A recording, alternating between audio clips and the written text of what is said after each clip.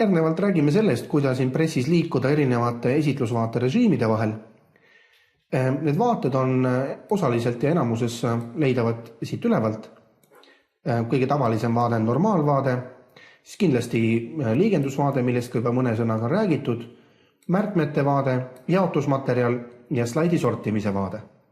Ja võib-olla eraldi vaatena võiks juurde tuua siis ka slaidi seansi vaade, mis siis tähendab juba tegelikkuses selle slaidi seansi käivitamist. Normaalvaatega on kõik harjunud, see on see tavapärane.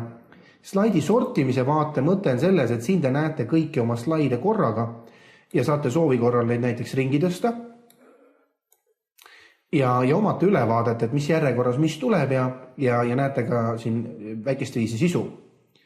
Ja nüüd see kolmas vaade on siis reaalselt slaidi seanss.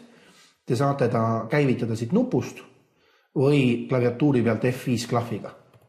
Ehk siis näete, reaalselt hakkab esitlus käima suurel ekraanil, üle ekraani ja see on siis nii-öelda see slaidi seansi vaade. Ehk siis reaalselt vaatame esitlust nii, nagu ta jääb siis ekraanile, kui me hakkame reaalselt oma tehtud tööd esitlema.